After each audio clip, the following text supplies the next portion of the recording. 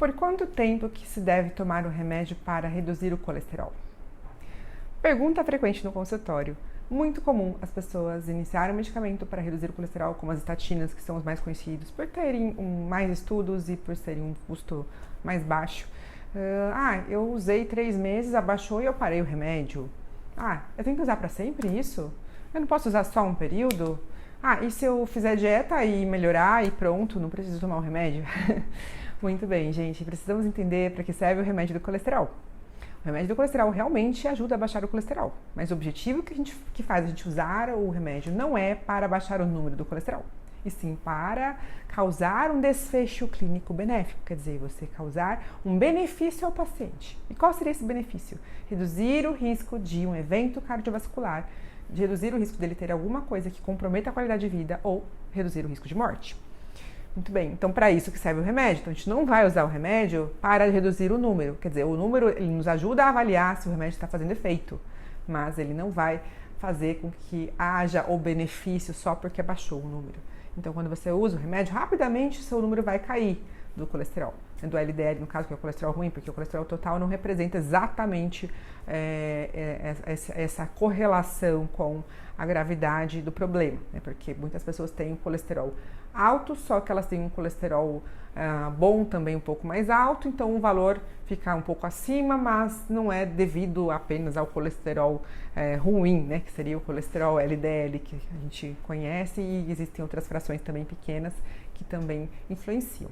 E a gente não avalia só o número, a gente avalia o contexto do paciente. Porque a indicação, tem alguns casos que a indicação é mais indiscutível. Quando a pessoa tem uma dislipidemia familiar, quer dizer, ela tem uma doença genética, que ela não consegue realmente metabolizar esse colesterol, ela não consegue controlar a quantidade que produz de colesterol, ela absorve e não consegue eliminar.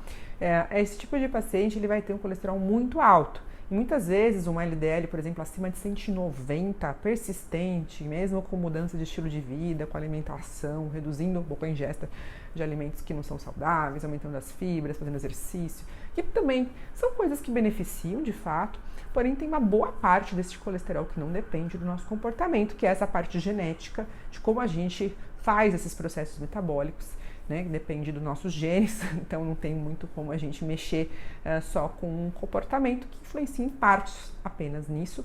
E aí, as pessoas que têm esse colesterol persistentemente muito elevado, elas têm um alto risco de doenças cardiovasculares precoces, de ter uma complicação mais grave, inclusive mais jovem, né?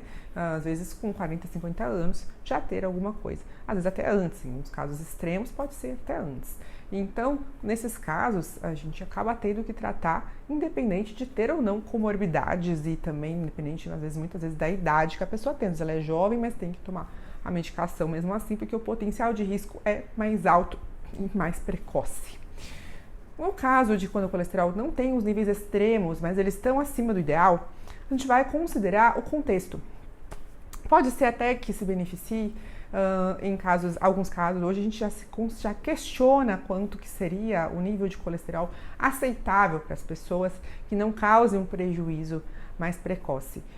Porque hoje a gente considera que a expectativa de vida é mais alta e a gente já pensa que também não queremos, apesar de não ser com 40, 50 anos, a gente não quer ter um evento cardiovascular com 70 anos, com 80 anos. A gente quer também passar por essas fases da vida com uma boa qualidade de vida, porque se espera que a gente vai viver mais, perto de 100 anos, por exemplo, mais de 90 anos. Então você imagina assim, não vou ter nada com 50 anos, mas e se eu estiver com 75 anos? Tudo bem? Tudo bem não também. Então aí já começa a se questionar também quais seriam as metas ideais de colesterol e de qual necessidade de tratamento dentro do que nós temos hoje para o futuro. Aí mesmo assim, então, quando a gente indica, a gente vai considerar se a pessoa tem alguma comorbidade que aumenta a chance de um evento cardiovascular. E existem comorbidades, inclusive, que pioram a gravidade desse colesterol. É como se tornasse esse colesterol ainda mais perigoso, vamos dizer assim. O diabetes faz isso. Quando a pessoa tem diabetes junto, as partículas do colesterol elas ficam ainda mais arterogênicas, elas vão acumular ainda mais facilmente nas artérias, causar mais inflamação nos vasos. E a estatina, ela reduz essa inflamação dos vasos, né? É uma medicação que vai reduzir essa inflamação. Então, ela reduz a instabilidade também que esse colesterol se acumula nas artérias, fazendo com que haja, então, menor risco deles também se desprenderem e entupir em locais menores. né, que é um outro problema que pode acontecer também. Então, quando a gente vai fazer uma análise, a gente vai avaliar o risco que esse paciente tem, e quanto mais a gente vai envelhecendo, maior esse risco. Quando a gente tem comorbidades, esse risco é maior. Se a gente fuma, tem mais risco. Se você tem um estilo de vida não saudável, se é sedentário, você tem mais risco. Se você tem diabetes, se você tem hipertensão, se você já teve algum evento cardiovascular, você tem um risco extremamente elevado. São casos que a gente tem que deixar o colesterol muito mais baixo, porque é justamente essa questão. A gente sabe que a estatina ela tem um efeito além. Então, quando a pessoa já tem uma doença vascular, na parte de arteriosclerótica, a gente sabe que o colesterol pode ajudar a essa doença não piorar tão facilmente. Então, porque se a pessoa já teve um infarto, ela pode ter um novamente, porque ela tem já um quadro que sugere que ela já tem uma doença mais avançada, por exemplo. Certo, gente? Então, assim, quanto tempo usa?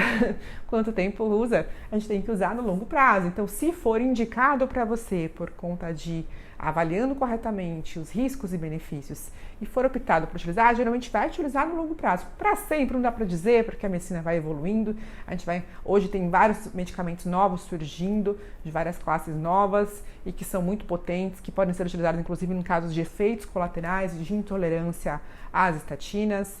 Já existem algumas opções no mercado e algumas que estão chegando que vão nos ajudar a facilitar esse tratamento e talvez no futuro mude-se muito essas condições, já mudou muito e tende a mudar conforme o tempo vai passando, mas o que a gente sabe é que o que é mais acessível hoje em dia ainda são as estatinas, né?